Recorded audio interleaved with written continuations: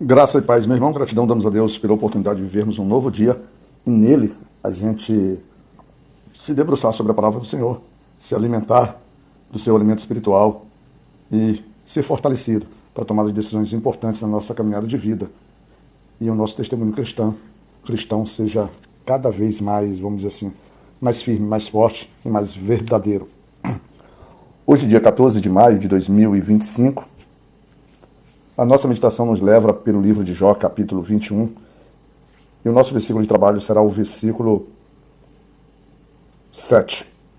E nele encontramos a seguinte pergunta: por que razão vivem os ímpios, envelhecem e ainda se esforçam em poder? Se você, aquela velha pergunta, acompanha os nossos devocionais, você lembrará que no devocional de ontem, Jó, ao ser mais uma vez confrontado, eu diria até mesmo acusado pelos seus amigos, e aqui na pessoa de Zofar traz em suas argumentações que o ímpio, ele sempre recebia a paga do Senhor. Ele diz assim, que por mais que o ímpio ele prosperasse, por mais que as coisas lhe aparentassem ser boas, mas ele era, vamos dizer assim, recebia a justiça de Deus. A gente vê claramente isso, principalmente a partir ali do versículo 11, né, do capítulo de ontem, que era o capítulo 20. Mas lembrai-vos que eles estão falando dentro da sua racionalidade. Para mim são verdades o que eles falam, mas falam dentro da racionalidade, falam dentro, vamos dizer assim, do conforto de não estarem sendo açoitados, perturbados e angustiados por tamanho infortúnio ou vários infortúnios que Jó passava. Então a mente desses amigos estava num ambiente de paz, de serenidade. A dor não estava no corpo deles. O sofrimento não estava na alma deles. Já Jó, por sua vez, não. Jó estava sendo acometido por tudo aquilo. E era natural que o seu olhar sobre a vida, por vezes, pudesse estar em sofrimento. Jó agora olha a vida pelo sofrimento. E seus amigos olham a vida do seu conforto, da capacidade ou da possibilidade de julgar. E eles se colocam como julgadores, e não no propósito inicial de sua visita, que era de ser de compaixão. As visões de Jó e de seus amigos, elas de fato se confrontam.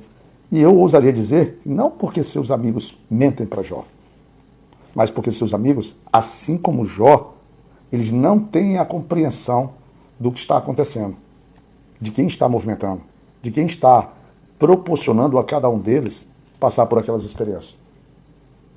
Eles não têm a mesma percepção.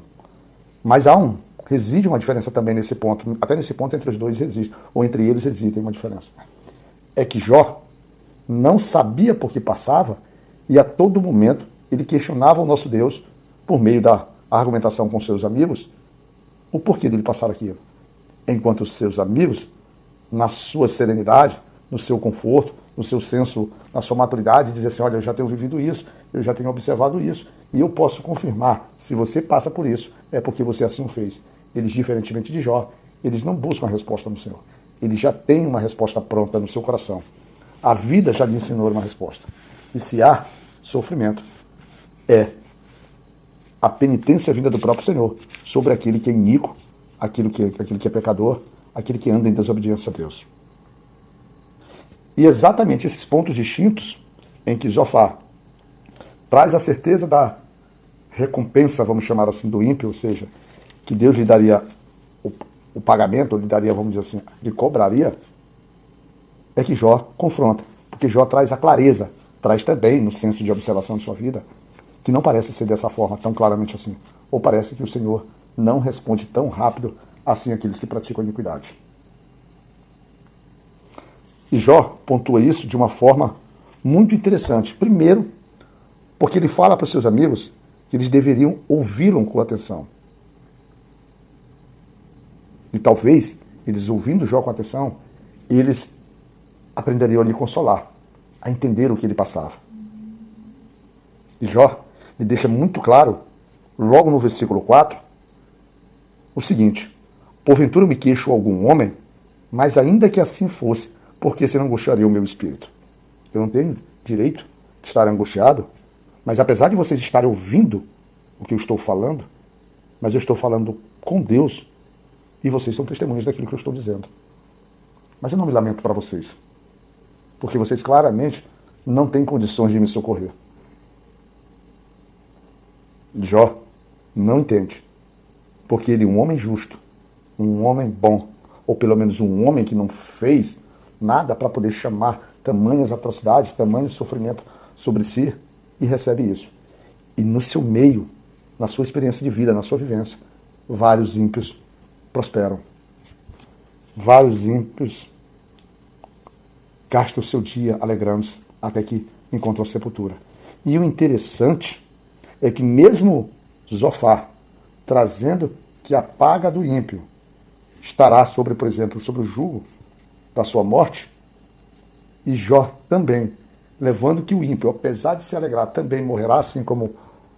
Mas eles observam que a possibilidade, pelo menos, da punição seria simplesmente a morte física do corpo, aquela morte em que todos nós estamos sujeitos. Jó não entende. Por que há tanta demora do Senhor a responder ao ímpio e em socorrer o justo? Ele não entende. No versículo 19, Jó registra, a palavra de Deus registra: Deus guarda a sua violência para os filhos dele, e aos ímpios dá o pago para que eu conheça.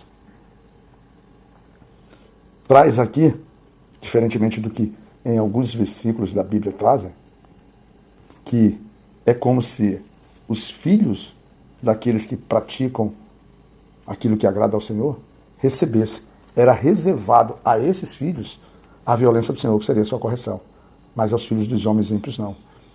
E a Bíblia traz em Êxodo, em Deuteronômio, em outros livros, sobre a relação de pecados de um pai para com seu filho, ora passando determinadas consequências de pecado nós para as nossas gerações futuras, até que a nossa geração futura rompa aquele ciclo de pecado e aquele ciclo de maldição.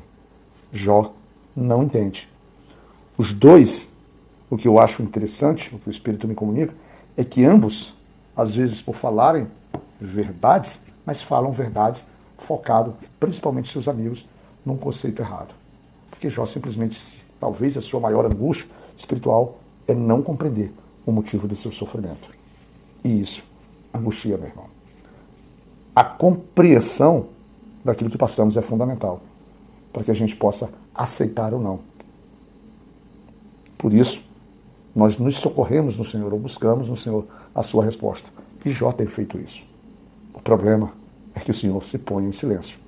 E aí eu fico me perguntando, quantas vezes você e eu não nos direcionamos ao nosso Pai, ao nosso Deus, ao nosso Cristo, e Ele se põe em silêncio. Que nós possamos, assim como Jó, continuar perseverante, buscando pacientemente, sendo fortes, sendo sinceros, apresentando a dor do nosso coração ao nosso Pai. Mas que os ouvidos estejam atentos, porque a resposta certamente virá. Que Deus e Pai Todo-Poderoso coloque a sua mão de proteção sobre nós, sobre a nossa casa. E que Deus nos cuide nesse dia de hoje.